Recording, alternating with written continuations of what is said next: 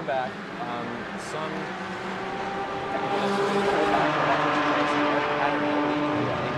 from a very close behind Justin Ehrlich. The pace is almost dead even between the two of them. You see Justin Ehrlich flashing his lights as they come down the back straight. Unfortunately, that we missed some, but we are still going to catch some great battling coming to the end here. Our leading instructor is in Q5, Peter Banks, pumped into the field, followed closely by Ben Hilltop. 2 seconds behind. Yeah, for sure. And this is a very, very, very close race. Super exciting. Well known at 0.4 right this second. Yeah, super close right this second. Super close. Ehrlich is able to cut down on this gap and maybe make a run on the back straight. He really does. It's going to be about forcing Eric into a mistake, and this twisty, curvy VIR circuit is very prone to making a lot of mistakes. Absolutely, absolutely. I was driving this yesterday, and I felt like if someone's in my mirror, I'm probably going to get hurt. Well, that's just because it's me in your mirror, and I tend to. That's very, very, very true. And I can imagine that Paterno's probably not going that much better because that car is very close. Well, we have some flashing lights and Ehrlich weaving. Look at them weaving down the back straight. Discuss whether or not that's the post-race. Really weaving. They're weaving back and forth. And, you know, I think that if Ehrlich maybe had kept it straight, I mean, Paterno's adding a lot of distance to his drive. So this is a long-standing conversation throughout all of motor racing. If that weave actually breaks the toe, or if it's slower to weave and quicker to stay straight. As the car weaves and you go straight, you're still picking up some of the toe whenever it crosses by you, and you're cutting off all the distance. I would try to stay close because I think he's looking close enough. Ehrlich looks to the bottom, to the outside on the brakes, and Paterno's clear. Can he get the crossback? He cannot. Eric Paterno does a good job stopping it up on the leader. Absolutely. And oh wow, all up using the flash button on his steering wheel, making sure that Paterno knows that he's there. Oh, looking to the inside possibly.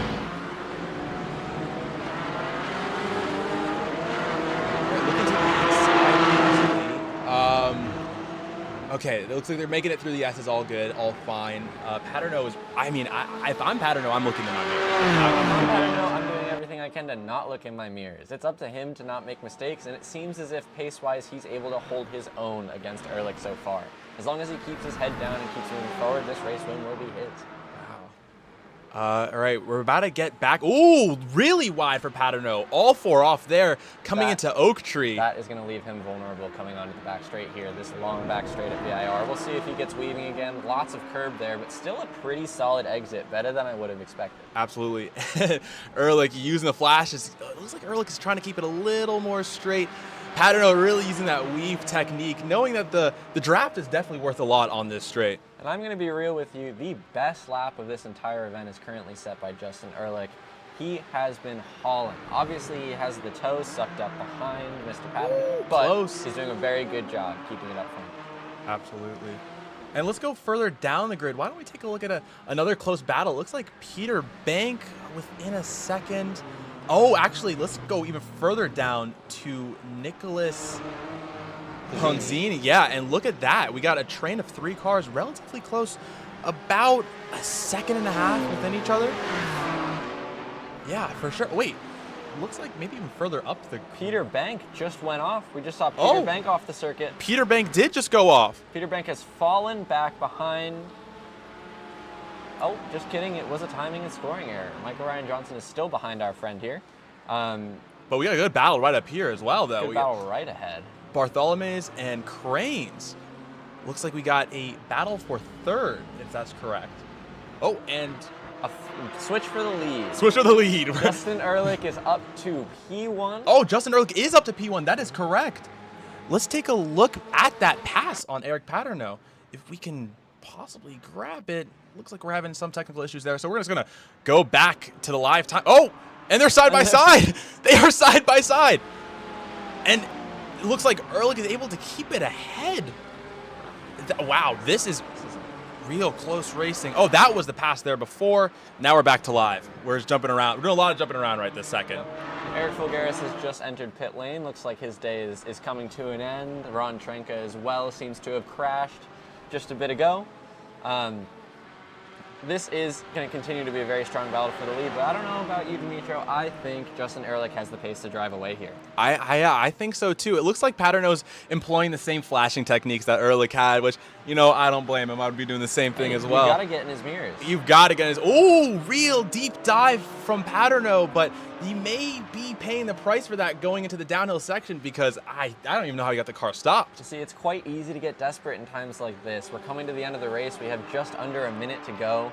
And when you get overtaken with 1 to go, you really, really want to fight for it. And all you do is you overdrive, right? These GT4 cars do not like people pushing too hard. Not in the slightest, no, not at all. And these cars, you will pay the price if you overdrive the car. You will be in the grass, playing in the sand, watching all your other competitors pass by. But Absolutely. I mean, I gotta say, Paterno's keeping it really, really, really close. We'll see in this first section of track if Ehrlich's able to outdrive him. We're watching the difference quite attentively right this second. Looks like Ehrlich is slowly itching it out, but then Paterno's able to reel it right back in. One thing is for sure, our friend Justin Ehrlich is going to have the fastest lap of this race. A 52.6 is ridiculous. Absolutely That is so fast. hauling on That his is own. really, really, really fast. I was completely agree with that. And The fight for P4 is still very much on. fight for P3, actually, Josh. Fight for P3 This is is the fight for very much on. P3. So this is Paul Barthelmes, Austin Cranes, and Peter Bank all fighting hard here. We have one instructor and 2 members. That is correct. And this is a tight battle. I mean, this is for the podium. So, I mean, if I'm going to be honest, these are great points. These are great. If you're in this battle, you want to be at the front of this battle by the end of the race. Absolutely. And they're very strong points. And as well, they get the privilege of being pulled up into our wonderful commentators box and having a conversation with us, and who wouldn't want that? I personally would. Oh, any car off. Oh, car off. Who is that? There goes Austin Cranes. Austin Cranes overdriving a little bit into Peter Oak Bank Tree. dropping a tire on the way out. Justin Ehrlich is just going to come across the line to win the race, but he has pulled out just over a second lead on Eric Paterno, absolutely killing it on that final lap. It's looking like Paul Barthelmes is going to be able to take it here unless something really bad happens in these final couple corners. Well, we remember the commentators cursed last 2 weeks ago. Look, it's on Paul Barthelmes right now. I'm not going to lie. Not going to take the blame for that one, but keeping it very nice and contained going into this downhill section. I think he's definitely got it. I mean, Peter is definitely a quick driver in the GT4. We've seen Absolutely, and you see him to his bumper right now. Right now, to his bumper through the final corner. But is it going to be enough? Is this Mercedes fast enough to tow this guy down the line? This Mercedes is pretty quick, but I got to be honest, the Porsche is just as fast. The Porsche is slippery through the air, and it's very small. It makes it hard to draft off of with the Mercedes. You saw Peter there trying to get down to the right-hand side, but just couldn't make it work, and that is P3 for Paul Barthelmes. And we'll keep rolling back in the grid. It looks like we have some more drivers coming across. We have Dylan Murcott in the McLaren, followed by Jack Klepchik. Keep going back. We got, do we have a battle by chance? I don't think so. Just have the rest of the drivers coming through to the last few corners. Looks like everyone's keeping it nice and contained and keeping it civilized, if you will. It makes a lot of sense. We have a 2-race weekend. You wouldn't want to bang the car up for the second event, even though it's not real life and the cars get fixed automatically. You wouldn't want to bang them up. We have a 5-minute warm-up coming up between our first and second race, and I hope everyone sticks around. I understand those technical difficulties, but look, we did our best to get it fixed, and here we are. I want to say a special thanks to everyone who is still on the stream and who has sticked around since that short break. Absolutely. So looking down the order here, just to sort of count back, we had Justin Ehrlich taking the win over Eric Paterno in a late race overtake, as well as setting the fastest lap of the race. Paul Barthelmes finishing third after a late race battle between him, Peter Bank, and Austin Cranes. Cranes going off track in Oak Tree right on that final lap, and Peter Bank securing the 4th spot. Michael Ryan Johnson joined up in P6, followed by Dylan Murcott, and then Jack Klepchik in P8 in the Mercedes. Then in P9, George Paulos, followed by Manny Tartaglione, Brian Hedian, Lynn Wilson, and Matthew Fastnat. Then Nick Monos and Chris Peterson rounds out your top 15.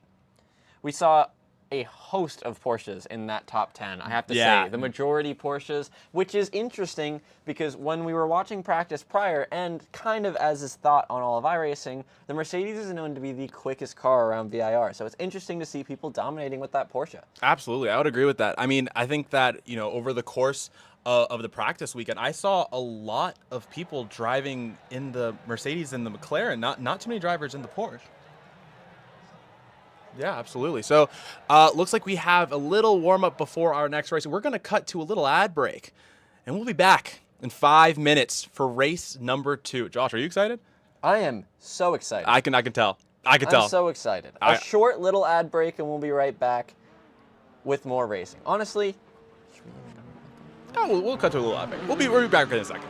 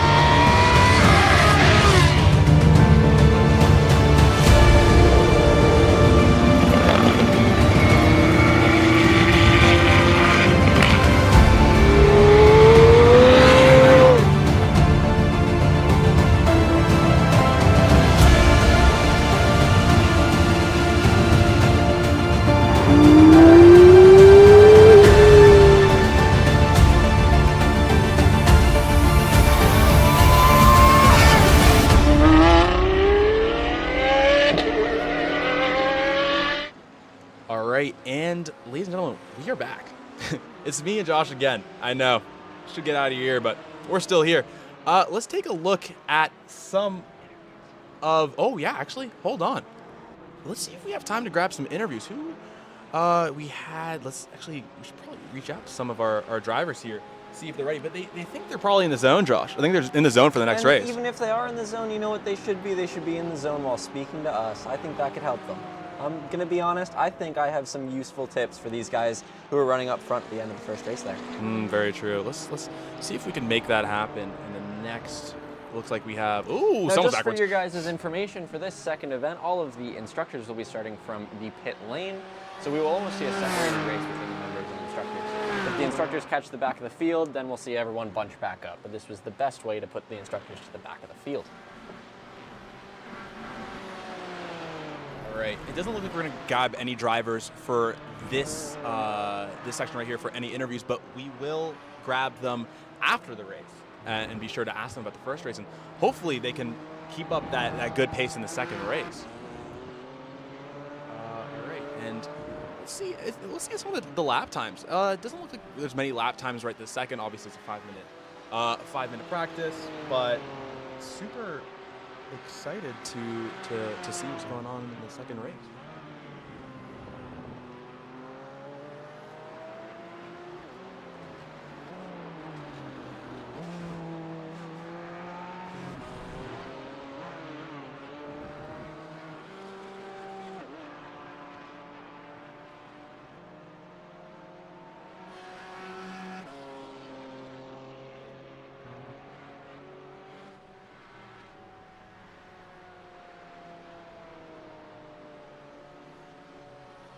All right, our sincerest of apologies about the very loud ad.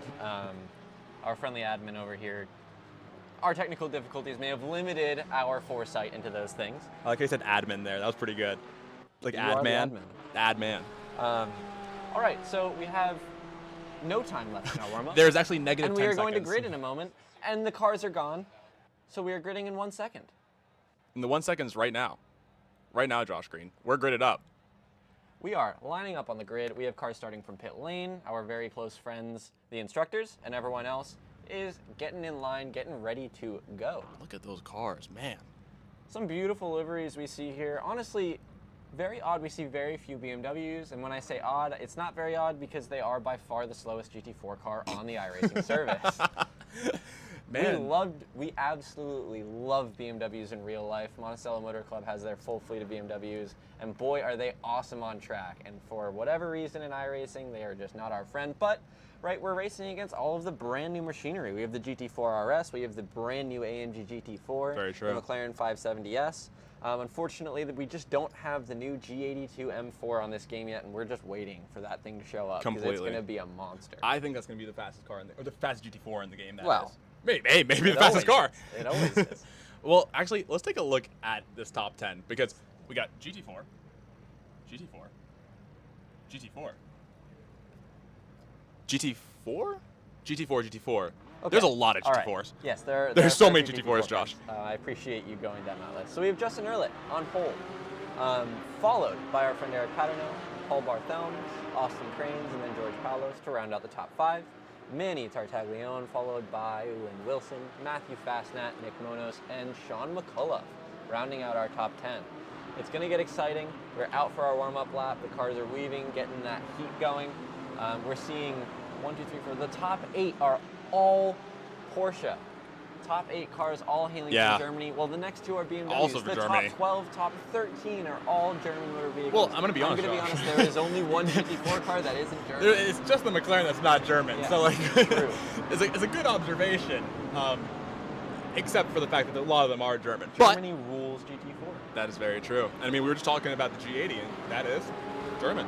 So, lots of German manufacturers in this series. As you can see, we got Ehrlich just getting the tires warm, but Paterno's ready. I think Paterno's ready to hunt Ehrlich down in the first corner. Look, I'm going to be 100% real with you. I think Ehrlich does have the pace to get away, and it's going to be done and get the move done early to be able to clear him. It's going to be really important that he gets it done, and, you know, maybe even gets those elbows out.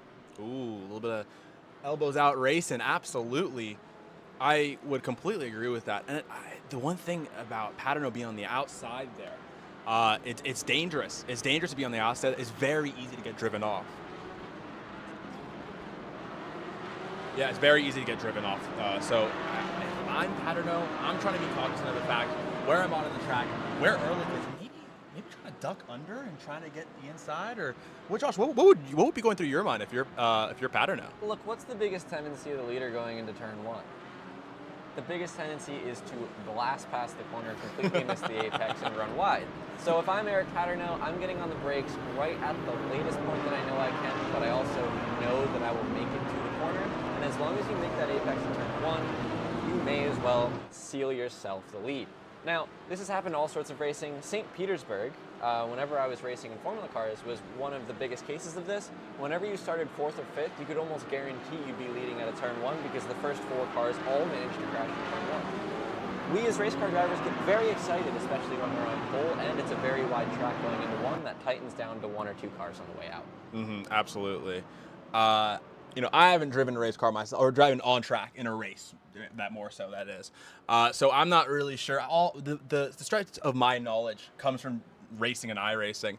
And one thing that I know is that whenever I'm in first place, I'm never in first place when I go into lap 2. I'm not gonna lie there, but yeah, I mean, look, it's easy to do. The biggest thing is you have the nerves that get to you. But look, our friend here, Justin Ehrlich, is also starting just behind the safety car. He'll set the pace, and he'll also determine when he gets going. So,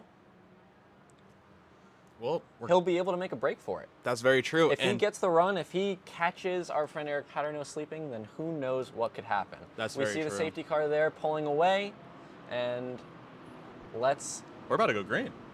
Yeah. I think we're about to go green, Josh. Pack 'em and pair 'em, ladies and gents. Let's go racing.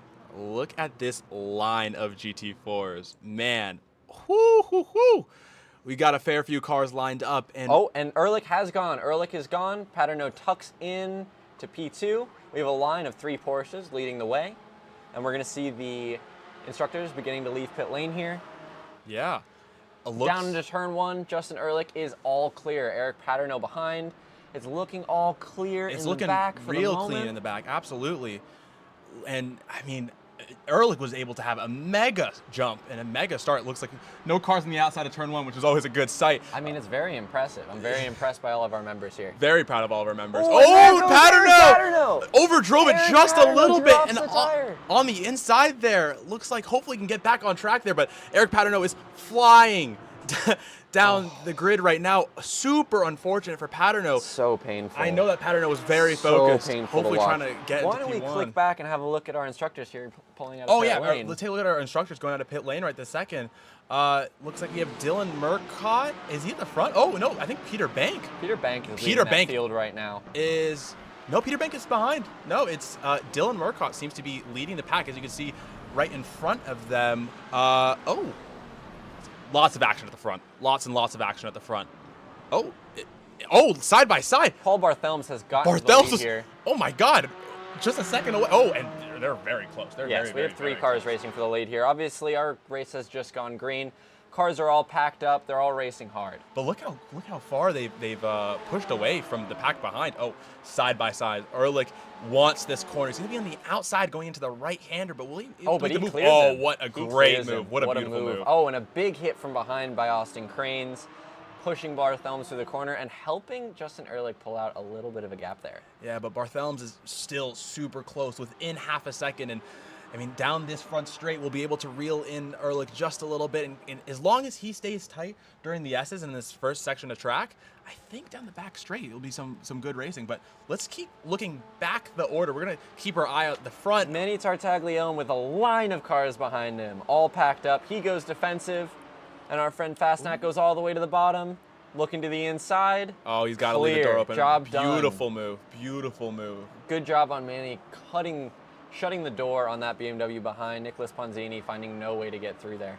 Yeah, and I mean, if I'm Manny, there are so many cars behind you. You hope he wasn't looking in his mirrors, but I guess it's really hard to. Down the inside. Oh, and someone's backwards. But down the inside, Manny goes. Is he able to make the move on the outside? It's such a dangerous place. Oh, and it looks like he was tapping the back. Manny behind, and we saw Lynn Wilson 2 corners behind. The commentator's curse continues. It's so unfortunate. So let's go back to the front of the field. Let's see what we have going on up there. I think Justin Ehrlich is starting to build a bit of a gap there over Paul Barthelms.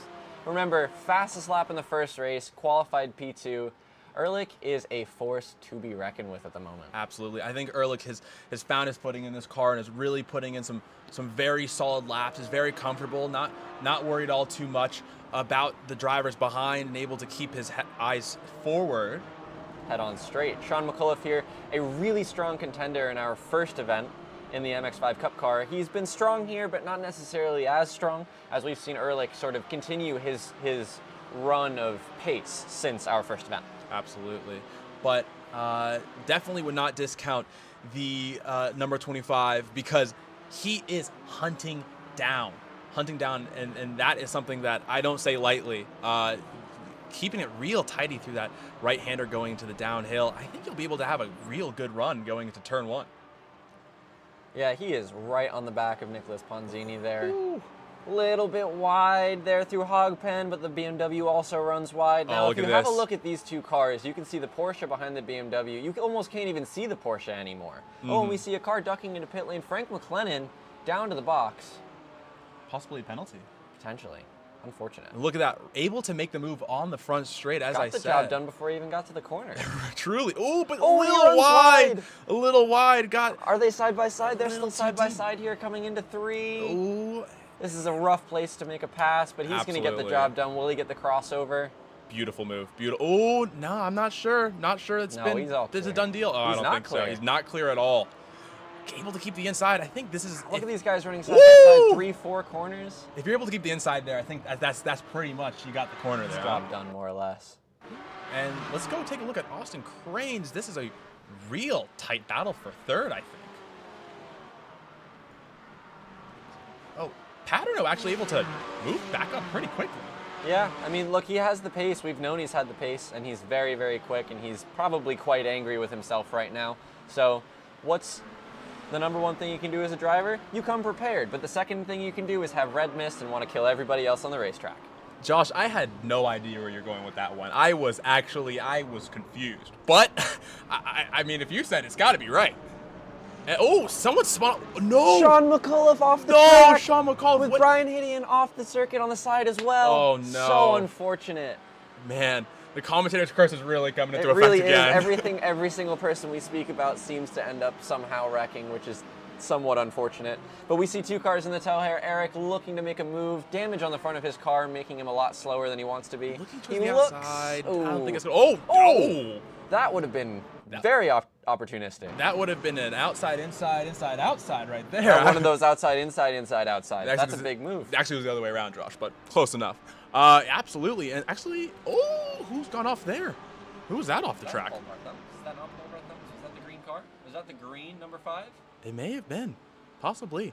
Let's head back up the grid. It's not Paul Barthelmess. Well, Paul Barthelmess is actually running. Similar livery, though. Very. You're right. That is. I understand. But it's looking like it may have been Jason Cohen or Michael Ryan Johnson. Matt Fossenaut. Oh, look at this down the inside. Matt Fossenaut and Cranes. Real close. They are bumper to bumper, Josh, fighting for third.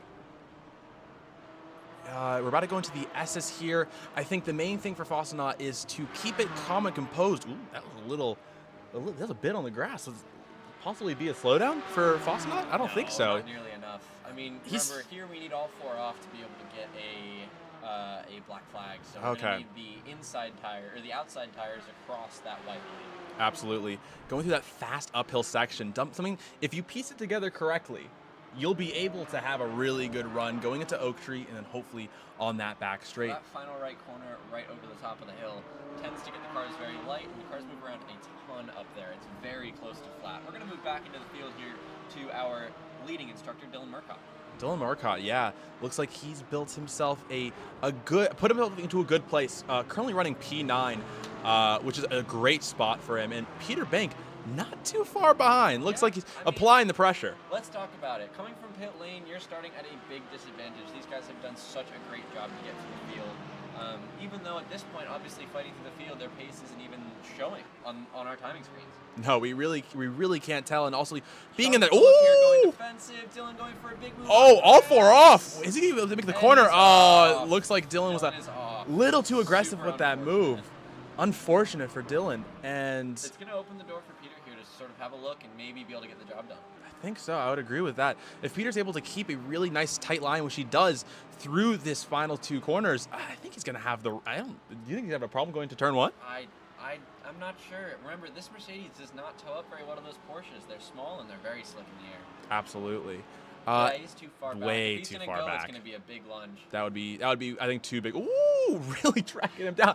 I thought he was going to tap him Look at this going into that Mercedes brake zone. staring down this Porsche. From behind, you can almost see both the headlights around the entire Porsche. Truly, Completely outrageous. definitely would not want to see that in my rearview mirror right now, if I'm going to be honest. Within 2/10, man. 2/10. You know how fast 2/10 is? That's a short amount of time. You could breathe in 2/10 of a second. I don't think I can breathe in 2/10 of a second. I'm crashed by then. Justin Ehrlich still leading the way. He seems to have the measure of Paul Barthelmess here, finding about 3 to 4 tenths a lap, and being very, very consistent, hugging these laps up over and over again. And ladies and gents, that's how you win a race. Consistency is what wins races. Putting those laps down fast, and doing the same lap times every race, being consistent, is what builds the gaps and helps you get away. And right, once you get away, all you have then is a practice session. You just need to be nice and tidy and get the job done. That's a great way to put it, Josh. Oh, and off goes Oh! Peter Bank capitalizing on the mistake there, but Sean's going to have a big toe down the straight here.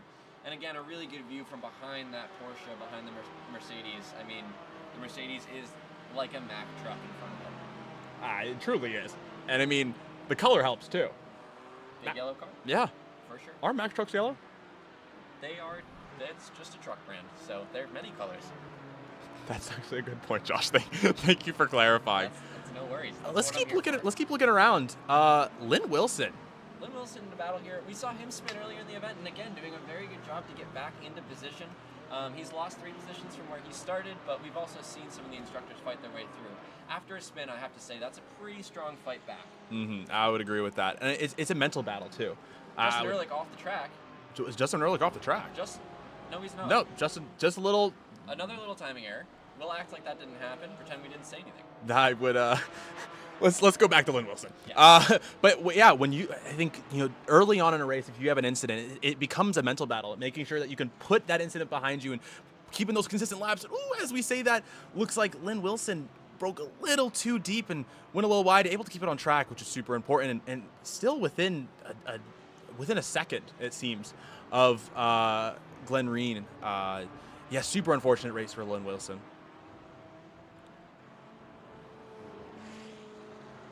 All right, let's head back to the front. Justin Ehrlich still able to, let's see. He's catching up with the back markers at this point. Yeah, I'm going to be real here, though. Paul is not falling back, I think, as fast as Justin would like. Justin's shown such strong pace so far, and I think the expectation would have been to drive away pretty easily, and he's not doing that. 1.3 seconds is not a big gap, and with this lap car ahead, anything can still happen. I would completely agree with that. And on top of that, having the lap car doesn't make it easy visually. Now we're going to move back again. We have a small gap here between Eric Fulgaris and Sean McCullough ahead. Another one of those instructors hunting down a member. We're going to see the sort of fight that Sean can put up. Again, a very strong contender in that first event. Eric not being at the first event, but having raced in one of these cars in an entire effort last year in the Michelin Pilot Challenge. He's very, very experienced. Ooh, door to door. Contact, but Sean McCullough keeps it on track and everything stays above board. Yeah, and also leaving that space on the inside, which was quite nice of him. I don't know if I could have said the same for myself. Look, it was very smart. Obviously after the little bit of contact, you're upsetting the car under braking, and once you upset that car under braking, there's a good chance that they may run wide and miss the corner. Now moving back up again to George Paulos. Yeah. George being hunted by Eric Paterno. Paterno on with a mission. Dude, Paterno, with the spin early on, super unfortunate, but back up to P7. I know. He is moving. He was all the way down to 12th or 13th, and he is on a mission. On a mission. To say the least. Absolutely. And look at the front of that car. You cannot imagine that thing is going fast in a straight line with the way the front looks, but still, he's making it work, and to the inside. Look at that grip. Eric Paterno. Why? Eric Paterno a little wide. I get, not often do you take that corner so far down the inside, so hitting for the first time on the inside, it can be really difficult. So now the big issue is Eric Paterno. You get in that rhythm of looking forward, you're hunting down every single car, you're the quickest car on track. Yep. Now he has a very big yellow Mercedes in his mirrors. The Mack truck. Mack truck. That's the Mack truck right there. They only come in yellow. Don't quote me. Don't quote me. Eric Paterno to the inside. What a place to put a move. Peter Bank. Peter, what? What a move. Peter, that was quite extremely last minute. Still going down the inside. Oh my God, and there's contact. And he spins. And he spins. That was bold. That was very bold. Look, so we do know that Peter has been having issues with his wheel/MMC. We could have seen a crash just then. That's very true. It has happened recently in the past, so I just want to let you know that there could be technical difficulties. If not, a very bold move. Very. There. Impressed that there wasn't contact, or wasn't more contact. More contact. Wow, aggressive from Fulgaris cutting across the nose. Fulgaris showing that he's there. Ooh, my God, they are very close going to the downhill right. But yeah, absolutely what you're saying with Peter. I was actually on the phone with him till about 2 a.m. trying to diagnose his computer. So he's been running into a lot of issues as of recent. Let's keep taking a look around the grid. Fossenot and Cranes still. This battle is fresh. This battle is fresh, and this battle has been going on for a while. Fastnut and dude, that is the only BMW in the top 15. That is ridiculous. He is killing it, and look, that car is at a disadvantage. There is no other way to put it. He's doing a great job sort of keeping himself in the fight, and obviously a big sedan behind a very, very small little Porsche. It's not going to suck up. Absolutely. And I got to say, I've driven both the Porsche and the BMW here on track. I got to say, the Porsche isn't an easy car to drive once the tires start to go down. I think the BMW, you're able to retain that consistency, which I think Ponzini is really benefiting from. If I'm Fossenot, I'm really focused on trying to stay consistent, trying to stay on track, and keep my eyes forward, because I know that BMW can, once the tires are, start to scrub off a little bit, it's still very fast. Look, it's all about the pace, consistent pace throughout the entire event. We still have 5 minutes to go. This thing is far from over. We're still waiting on a quarter of this event to go That's on. so true. That is so very true. And the drivers are spacing out, but they're not spacing out too much, I must say. That is for sure. Eric Fulgaris still in a fight. He's been working his way through the field. He's currently leading our instructor charge here, up 19 places from in pit lane. Actually, we weren't even talking about it while we were looking at Nick Ponzini, but this man is 12th position up. Oh my God. P17 and he is up to P5. If that isn't a run, I don't know what is. Truly. And down the inside. Honestly, Eric Fulgaris making that move look easy. He did make it look easy. And let's be real, Eric is a seasoned real-life professional race car driver. Would you expect any less? I wouldn't. Truly wouldn't. And let's keep poking around. Lynn Wilson, still driving a nice, consistent race. Hopefully, we'll see if he can make the move here and maybe get back into 12 where he started. I think that's like not a bad place for him to end the day. I mean, we still have, look, we have 5 minutes in the race. And, oh, Justin Ehrlich, go off? Or, nope, he did not. Just a timing thing. Just timing thing. Justin Ehrlich is now 3 seconds in the lead. Justin Ehrlich is starting to check out. He's set the fastest lap of the race again. Not nearly as quick as his 52.6, which was extremely impressive from race run, but a 53.3, very respectable, and still the fastest lap of the race. Truly. Our friend Paul Barthelm's in P2, running a very strong event, but 53.7 is his best lap, and a 54.0 last lap is not going to be enough. Yeah, half a second down. Half a second down the last lap. Is commanding this event. He's building the gap. He's truly building that gap. And then let's go back to Paterno and Bank. So Peter Bank, maybe it wasn't his computer crashing. Obviously, he's still in the fight. His car is still running, so that's positive. We love to see that. Jack Klepchik as well, running that beautiful Phase livery. I have to shout them out, as that's the team I'm racing with this year. He's doing a great job, and you can see his nose is clean, unlike the 2 cars ahead of him, which will help him out in a straight line, but, who knows? You never really know here. Peter's still with one of the fastest laps of this entire group, the fourth fastest lap of the event, and hunting down our friend Eric Paterno, who, again, is doing just such a beautiful job getting back into position. He's been knocked down twice now with that contact with Peter, and prior to that spin early on lap 1. Truly. Let's go back to P3. This is the fight for P2, I think, Josh. Or is this the fight for P3? This is becoming the fight for P3. That is correct. It's well within a second. It seemed as though maybe cranes had gone off or something to of that nature, but it looks like they've. Oh wow! There's definitely some battling happening here. Yeah, it's very tight, and obviously we're coming down to the final minutes of the race here with 2 minutes to go. So the guys are going to start getting racy, and look, you can't blame them. It's important to get racy. We need these points. We need to finish this weekend strong, and we need to move on to the third round of the championship in an even better fashion. So keep your eye out on these 3 cars. This is where the real battle is going to be for the last podium position, just like in race 1. Absolutely. And if you're Fossenot right now, what's going through your mind? What moves are you trying to make? Look, you're just trying to stay in his mirror. We still have 2 minutes to go. You're going to wait until that white flag comes out, and that's when you're going to start getting really aggressive, and you're going to start risking things. That was very close. That was so close. What a run, though. And honestly, the BMW behind Ponzini getting us a great run onto that front straight. Absolutely. And I feel like if you're Ponzini, you're just trying to watch. You're trying to wait for the perfect move, maybe wait for some contact between Cranes and Fossenot so you can slot in, and, there through goes Hamilton. And they're side by side coming down the straight here. Who will come out of this on the right side? To the inside, contact. Cranes, a little bit of contact on the grass. Oh, and they make it through clean. They're going to have to run through this next corner side by side. Oh, this is not a good corner to go side by side. This BMW is looking to pick up the slack. Oh, dropping into the tires grass. Around the outside. Wow, this is beautiful. A very, very impressive showing by our members here to keep all those cars on track, running in the grass, bumping wheels. Truly. Out of control. I don't even know what to say. Who does? Around the outside, I think Ponzini's going to try here. He looks like he's ahead. Deep in the BMW, looking to the outside. He might clear him. I think he will, but they'll still be side by side unless, I think he's a little too wide in that line. And Fossenot is able to stay ahead, I think. I can't remember who was What ahead. a look for Ponzini Oh, but off the track Fastenat goes went off. Fastenat. Oh my, look at the, oh, I think there's a little bit of contact there. Dropping tires, he pushes him off the track, and Oh, there's a spin. there's a spin. Oh. There's been contact. Oh, and he oh drags no! the BMW. Did Ponzini spin? I can't tell. Oh, and Ponzini's in the off. grass. Fastenat Fastenat able is going to take that position, no problem. able to benefit from that. We're going to go back a bit in the field here. George Paulos fighting with Sean McCullough and Peter Bank behind.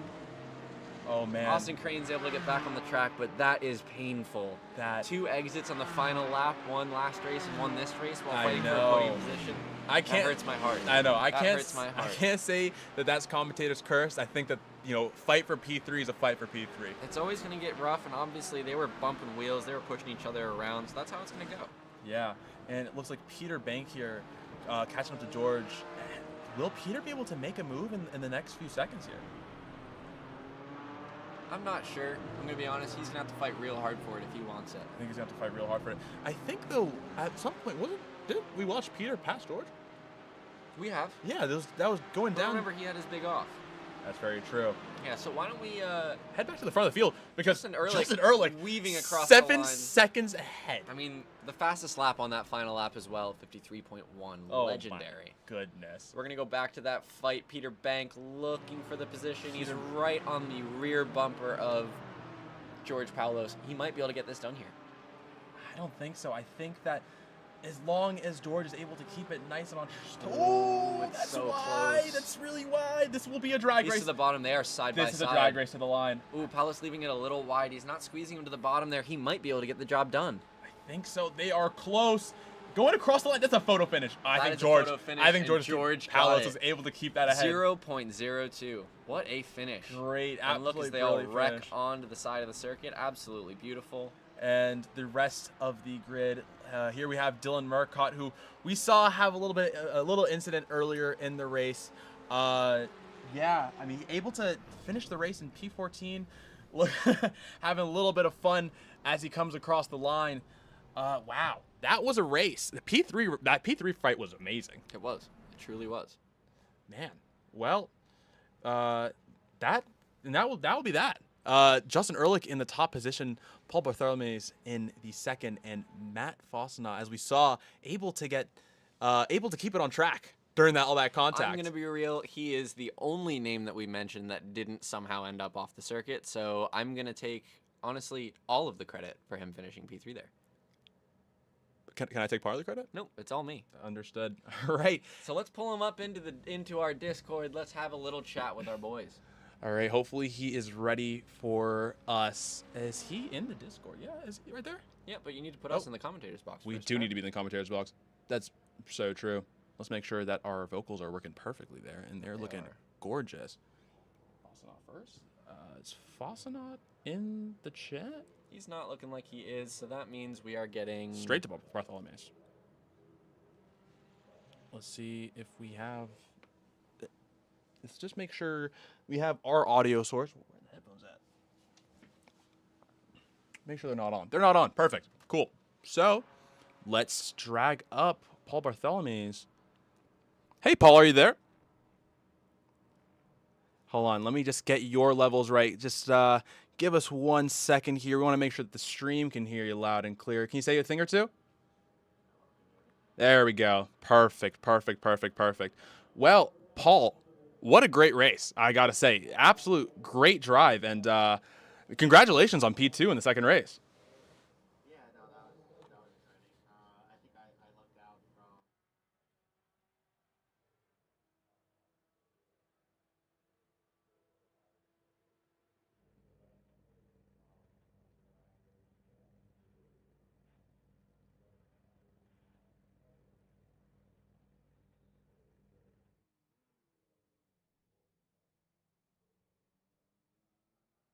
Hey, Josh. Oh, and quick question. I mean, as you were driving that race, I think you were kind of driving your own race. What was going through your mind? Were you just kind of getting into that rhythm, into that flow state? Well, funny enough, I don't know if you saw it in the first race, but I...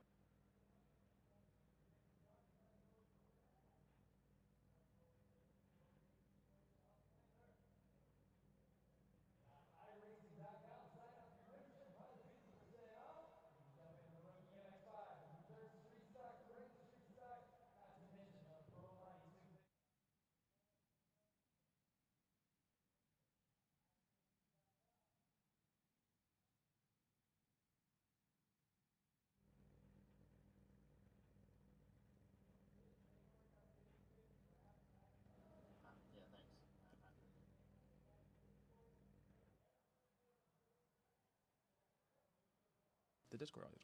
All right, and it looks like in a second here we'll be bringing in our top spot, Justin Ehrlich. Is he still in chat? Doesn't look like Justin's in chat. Well, unfortunately, one interview and one interview only for the race today. Josh, what were your thoughts on the race? Honestly, I thought it was an awesome event. I want to say a huge thank you to everyone for sticking around despite some of our technical difficulties. I know we didn't have standings and stuff like that, but that will all be fixed for event number 2. I have to say the racing was absolutely amazing. It was very clean. Even when there was a little bit of contact, racing room was left between cars, which was absolutely amazing. And I think really these guys did such a great job, and it was a really strong race Absolutely. in comparison to our races in Watkins Glen, which may have had a little bit more contact and a little more chaos. That's very true, very true. And this was a great race. And I think everyone was keeping it on track. I mean, we saw, remember, start of race 2, no one went off in the background. No, that's true. That was a great sight to watch, and also just really, really great respectful racing from our drivers and our members. Absolutely, and I do want to say a shout out to Eric Paternoz. I know he's been training really hard for this event, and he absolutely killed it in our test session yesterday. The fastest member by far, and qualifying on pole here, a P2 in race 1, and an unfortunate spin in race 2, setting him back. And obviously, Justin Ehrlich, boy oh boy, what a run. I mean, a win in race 1 in the first event. What should have been a podium or a top 3 position in race 2 of the first event, and now with 2 wins, back-to-back wins, dominating this event. An absolute legend, and I have to say, such a talent, and it's such a pleasure to get to watch these guys get after it. Absolutely, absolutely. And I think that's all for today. Great 2 races from all of our members and our instructors, and in 2 weeks, we're racing again. That we are. That we are. And Josh, do you actually know where we're racing in the next 2 weeks? Well, let me pull up our esports schedule so we all can take a look at where we're racing in the next 2 weeks. Lime Rock. We're racing at Lime Rock and MX5s. That's a classic race. Lime Rocks and MX5s is probably the most classic lineup on the iRacing service. I remember way back when I first had the game and I was pounding around in the old 2016 Mazda MX-5 Cup Roadster. For those MX-5 fans out there, the Mazda MX-5 NC, running that around the old Lime Rock Park, which looks very different to the new one in iRacing. I have to say their most recent art update is absolutely beautiful. Absolutely. And I'm excited to watch because, I mean, one thing that I loved about Watkins is that, obviously, being in New York, it's a pretty close track. A lot of our members have actually driven on Watkins, and a lot of our members have also driven on Lime Rock. So it'll be interesting to see some of the unique lines that they have, the secrets that they know that, we'll get to see in the next 2 weeks. Absolutely. Cool. I'm excited to see it get going. Absolutely. Well, thank you everyone for sticking around to the end. That is the end of today's live stream. But be ready. In 2 weeks, we're going to be going racing around Lime Rock Park. I'm excited. All right. Thank you so much, everyone, for sticking around, and we'll catch you later.